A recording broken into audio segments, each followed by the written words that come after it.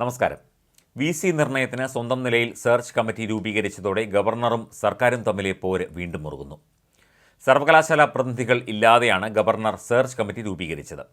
ആവർത്തിച്ച് ആവശ്യപ്പെട്ടിട്ടും സർവകലാശാല പ്രതിനിധികളെ നൽകിയില്ലെന്നും അതിനാൽ മറ്റ് നടപടികളുമായി താൻ മുന്നോട്ട് പോവുകയായിരുന്നു എന്നും ജോലി ചെയ്യുന്നതിൽ നിന്ന് തടയാനാകില്ല എന്നും ഗവർണർ വ്യക്തമാക്കി.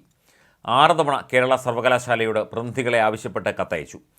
പ്രതിനിധികളെ നൽകരുത് എന്നാണ് സർവകലാശാലയ്ക്ക് സർക്കാർ നൽകിയ നിർദ്ദേശം.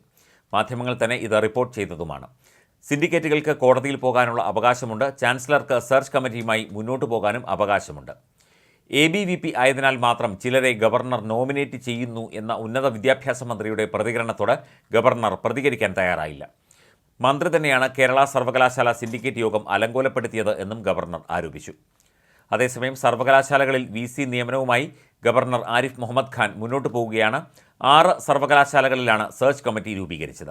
Kerala, MG fisheries, agriculture, KTU, Malayalam സർവകലാശാലകളിലേക്കാണ് നിയമന നീക്കം.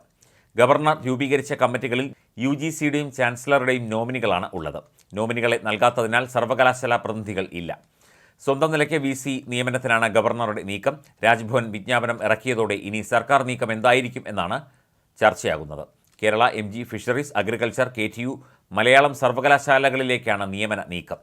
ഗവർണർ രൂപീകരിച്ച കമ്മിറ്റികളിൽ UGCയുടെയും ചാൻസലറുടെയും നോമിനികൾ മാത്രമാണ് ഉള്ളത്.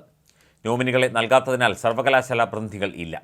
സ്വന്തം നിലയ്ക്ക് VC നിയമനത്തിനാണ് ഗവർണറുടെ നീക്കം. രാജ്ഭവൻ ഇതനുസരിച്ച് വിജ്ഞാപനം പുറത്തിറക്കുകയും ചെയ്തു. വിജ്ഞാപനം ഓരോ സർവകലാശാല സിൻഡിക്കേറ്റുകളും കോടതിയിൽ ചോദ്യം ചെയ്യാൻ സാധ്യതയുണ്ട്. സർക്കാരും ഗവർണർക്ക് എതിരെ രംഗത്ത് വരും. അതേസമയം VCമാർ ഇല്ലാതെ 1 വർഷത്തോളമായ സാഹചര്യത്തിൽ ഹൈക്കോടതി നിർദ്ദേശപ്രകാരമാണ് നടപടി എന്നാണ് രാജ്ഭവൻ നിലപാട്. VC നിയമനത്തിനുള്ള ഗവർണറുടെ നീക്കം ജനാധിപത്യത്തിന് എതിരെയുള്ള കടന്നുകയറ്റമാണെന്ന് മന്ത്രി R. ബിന്ദു പറഞ്ഞു. സർക്കാർ അതിൻ്റെ നിയമസാധുത പരിശോധിക്കും. ഉന്നത വിദ്യാഭ്യാസ രംഗത്തെ സംസ്ഥാന സർക്കാരിൻ്റെ പ്രവർത്തനങ്ങൾക്ക് തടസ്സം നിൽക്കുന്നതാണ് ചാൻസലറുടെ ഭാഗത്തു നിന്നുള്ള ഇടപെടലുകളെന്നും R. ബിന്ദു മാധ്യമങ്ങളോട് പ്രതികരിച്ചു. ക്വാളിറ്റി, മെറിറ്റ് ഒന്നും പരിശോധിക്കാതെയാണ് നോമിനേറ്റ് ചെയ്യുന്നത്. ABVP പ്രവർത്തകർ ആയതുകൊണ്ട് മാത്രം ചില ആളുകളെ നോമിനേറ്റ് ചെയ്യുന്നു. കാവ്യവൽക്കരണ ശ്രമങ്ങളെ നിയമപരമായി പ്രതിരോധിക്കും. കേന്ദ്ര സർക്കാർ കാവ്യവൽക്കരണത്തിനുള്ള ശ്രമങ്ങളാണ് ഇന്ന് ഉന്നത വിദ്യാഭ്യാസ മേഖലയിൽ നടത്തിക്കൊണ്ടിരിക്കുന്നത്. നെറ്റ് പരീക്ഷയിൽ പോലും രാമായണത്തിൽ നിന്നുള്ള അപ്രസക്ത ഭാഗങ്ങളും പ്രാണപ്രതിഷ്ഠ നടത്തിയ ദിവസമൊക്കെയാണ് ചോദിക്കുന്നത്.